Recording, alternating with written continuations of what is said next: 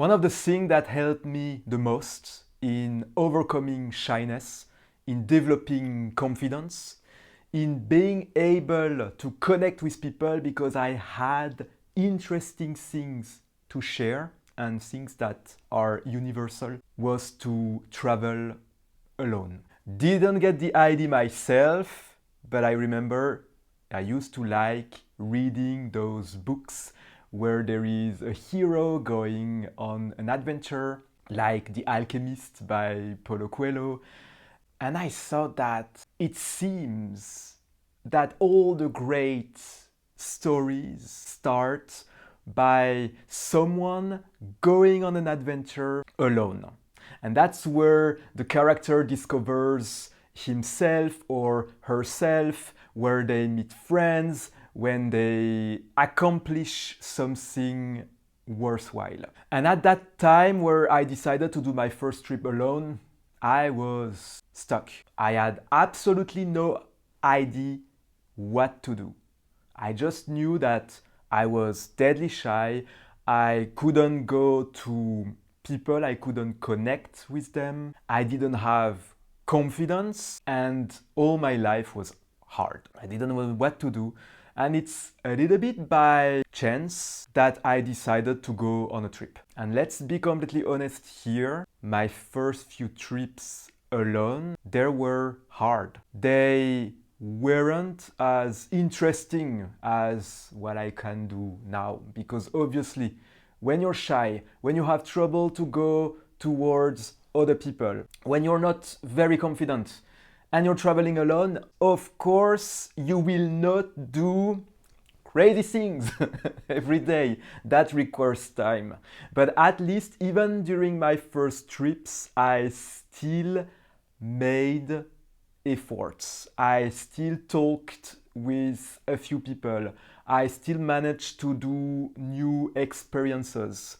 So even if my first trips weren't as exciting, as amazing as the ones that one can do with more experiences, I remember still after 2 or 3 months, total duration of the trips, probably around 1.5 months, I felt something really mysterious and really beautiful.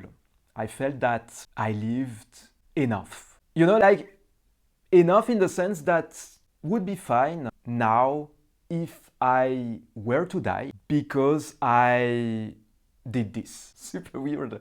But I felt that everything from now on is a bonus. That's an amazing place to be. When you believe that your life is done, that you did what you wanted to do in life, being just a little trip alone, going on an adventure, and the first ones were in Greece and in Egypt and in Tokyo. And so when I came back, I was like, okay, that was it.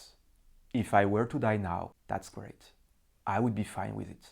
I would feel like this was worth it. And it was such a small trip if you put it next to what a life is, but yet that was my feeling. What I got from those trips is even more amazing than this. When you go alone on an adventure, obviously you have things that happens to you that you want to share with people because it's intense.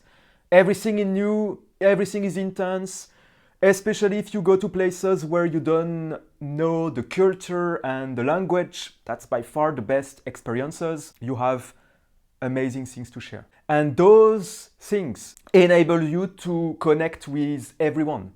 And in fact, today, when I meet people, many times I connect with them instantly because they come from a place or they already traveled to a place that I traveled myself, and I have all those great memories, instant connections. And it's universal because it's human. Everyone craves about explorations, about connections. In the past, I could only talk about computers don't allow you to connect with everyone. No, that's a fact. But travel, experiences, adventure, at those. So if you are someone who think you struggle because you don't have many things to share, you don't always know what to say, and you believe that you don't have what it takes to have a great conversation, to bring something that is meaningful, Go on a trip alone, you will have stuff, you will have experiences, and you will want to share and talk with people, and it will make you connect with those people. That's the first thing. You already have to. First is that it will make your life worthwhile if you go on a trip alone, and you will feel that you really lived. The second one is that it gives you the material, it gives you something that you can share with everyone and connect with them. Number 3, it gives you confidence. And this is the case especially if you go to a place where you don't know the language. You notice that you will have to do without being sure about what to do. So you will be in a state of I'm unsure, I don't really know, but you will still manage to survive, hopefully. And this will give you the confidence that you are able to manage new situations, even situations where you don't know the context and the environment. And this is what confidence is about. Going into new situations where you don't know what to do and trusting yourself that you will manage. Obviously, it's not something that you can gain by meditation. You cannot meditate and think from now on, every new situation, I will be confident that I can handle it. Doesn't work that way. Though, if you meditate, you might reach a state where you believe you can, but when you put yourself in the new situation, it will not work. Traveling alone gives you experiences that you can do it. And this is a more real confidence because it's based on experience. Confidence isn't a mental game, it's just the accumulation of experience of having done things without knowing what to do and having managed. It gives you confidence. Something else that you get when you travel alone, you learn to be in charge of your own fun experience. By this, what I mean is that at the beginning, it was hard for me to actually do things. I felt tired during my trips. Everything felt so hard, like going out in a country where you don't speak the language, where you don't know where to go, knowing that you will have to find food, even without being able to connect with people and understand what they do, and understand the coast or even just what you eat. That's a lot. And for my first trips, I didn't do so much things because everything felt so hard. So what I learned is that at some point you need to force yourself to do something while feeling tired, while not wanting to do it, so that at the end of the day, when you look back on your day, you realize how much fun you had and how much new things you learned or experienced, which will give you later on the energy to do other things. But this is something that I found needs to be started. Like at the beginning, you will most likely, if you are shy, if you're not used to go to other people, if you're not used to go to places and have experiences alone, you will have to start the engine by on purpose giving yourself a goal or a target or a place to visit for the day and just do it while not really feeling like it, while feeling maybe tired. That's what I learned too during my solo trips, was to being in charge of ensuring that I had a fun time, because it didn't happen by itself. Another advantage, especially if you go to countries where you don't speak the language, you improve massively at communication. Not because you speak English, but because you speak without words. And for this one, I suggest that you go to a place where people don't speak much English and where you cannot really communicate with them with words. I learned so many times eating street food in countries where I couldn't even talk with the person who was selling the food, by smiling, by showing, to tell them that I'm hungry and that I wanted something. I learned to go out of myself, go towards someone without knowing what would happen. And this is an insane amount of confidence, because if you can go towards other people and have a conversation with them, even without sharing the language, if you're shy, imagine that once you have the experience of doing this, you can go to people with whom you speak the language in your own country, in your neighborhood, and it's so much easier, right? Because once you can do it without the language, then doing it with the language, it sounds more accessible. You train hard, and then the rest becomes a lot easier. And remember that when you will talk to those people after you come back, once you have the experience talking without words, you will have all these interesting things to share, all these experiences, which will make the connection even easier. So it's really a virtuous cycle, all by traveling alone. And lastly, obviously, it makes you feel great and alive. By alive, I mean this feeling of being extremely aware of your surroundings, of your environment, but also aware of how you feel and what you think. Because when you are in a completely new environment where you don't have anything to attach yourself, you are hyper focused, you are hyper aware, because this is like a survival feature, right? If it's new, if you're not sure, the brain has to be extra aware to make sure that you survive and to make sure that nothing bad happens, that you understand everything, that you will not understand everything, but that you try to make sense of what happens, which will put you in this state of being alive, especially after you threw yourself a few times into new experiences.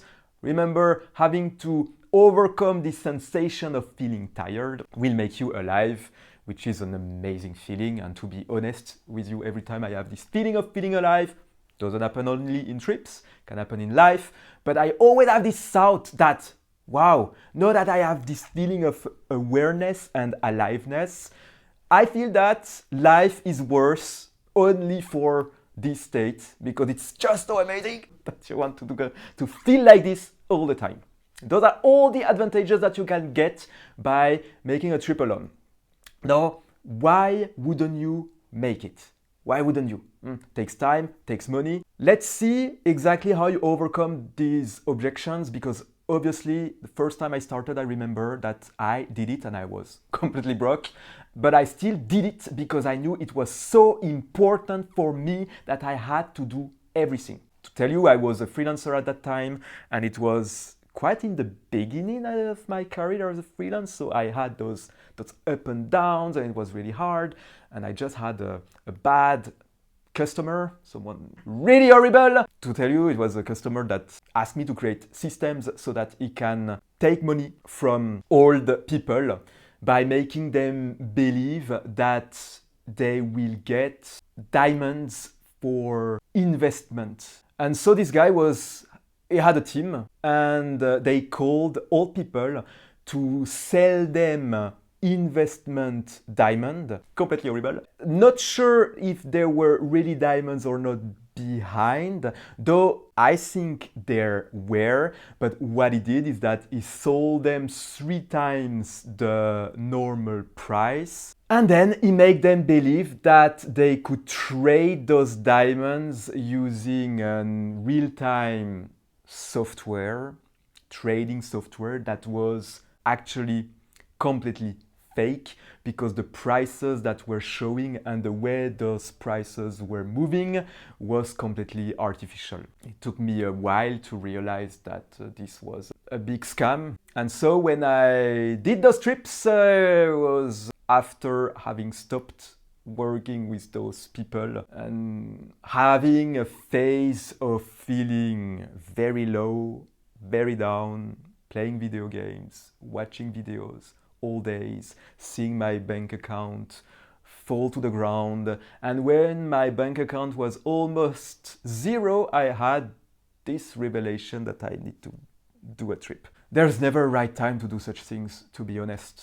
There is never the right time. But I know, and I even knew back then when I did it, that even if it would mean I will be completely broke and I will have to find a way to make money after, I still did it. And I don't regret anything.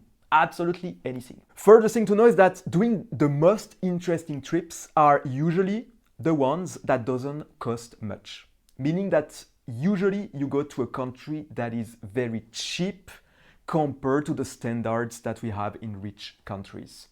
Could be, to name a few, I tried Egypt, was amazing. Cambodia, Philippines, Cambodia, Vietnam, amazing. The best experiences that I had in my life were in those cheap countries. When it comes to the accommodation, the best experiences I had were in hostels. That's the crazy part. At the beginning, I didn't do hostels. I went to hotels because I was shy, so obviously you prefer to have a room alone.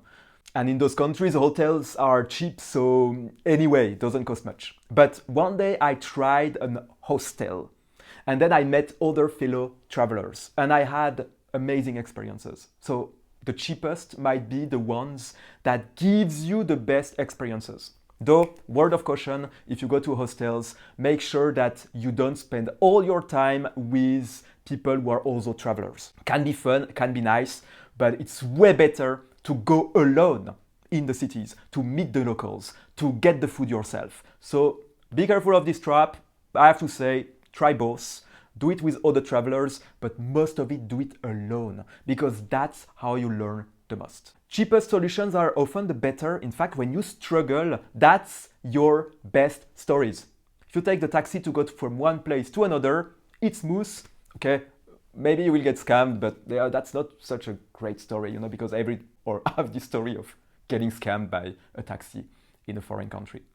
But when you start to take the bus and then you don't know what to do because the name of the places are written in Arabic or in Thai and you have no clue and you have to ask the locals and they don't speak English, that's, my friend, is where the fun begins. And it's very cheap and it's very hard, but that's where you learn the most, you get the most confident, you get the best stories, you get the best experiences and the best connection with people. Connections that are genuine and real. Not the connections that you get in touristic places where people would try to get your money, but connections with people who they just enjoy meeting someone, obviously. So which means that going to places that are too touristic might not be your best bet, especially if you're starting, especially if you want to be Chinese. I recommend going more to places that are less traveled, where not the capitals most people speak English. But when you go out of a capital, suddenly it's different. New vibes. So that's the one. It's not as expensive as you think. Probably, I don't know what you have in mind. And actually spending less money is usually what makes the trip most interesting. If your goal is to overcome shyness, is to go towards people, is to have great experiences and to learn about yourself, traveling alone, cheap places, you don't understand the language. That's the best, yes. It's not tour agency that will tell you that. And fortunately, I'm not selling those trips because I wouldn't make a ton of money out of it. But that's my experience and that's what I can give you. Try those things. The second one is, when do you do it? When do you have the time? Well, my friend, there is only one way to make sure that you do the trip. It's to book the plane, and that's it. You didn't book the plane yet? No trip. The trip doesn't exist at all. You book the plane, the trip exists. It all starts by booking the plane. And as soon as you book the plane, you're set. If you never did it before, don't be scared of being impulsive. Because if you are shy, it means that you restrict yourself so much already. Impulsivity is how you will learn to do the opposite. So I would say that if I were to put a call to action on this video to make you act right now, go on a flight comparator, choose a destination, choose a date and book the flight. And you will take care of the accommodation and everything after. Because the best way is that if it's a cheap country, You don't care about getting a hotel in advance. You can just go there. You can literally take your phone. Well, take at least 1 or 2 days in advance because you never know. Sometimes you don't have internet. Sometimes you don't find a SIM card. Sometimes there is no Wi-Fi. At least the first 2 days so that you can have something to be able to get other accommodations. Don't plan your trip. Take the bus, take a backpack and have fun. That's the exploration. Go out of yourself, do new activities, have experiences, and enjoy. And if you want other techniques and challenges to overcome shyness or social anxiety, you can read my book. It's called The Extrovert Switch. It's an action manual, step by step, to go from shy to unstoppable courage. You'll find the link in the description. Bye bye.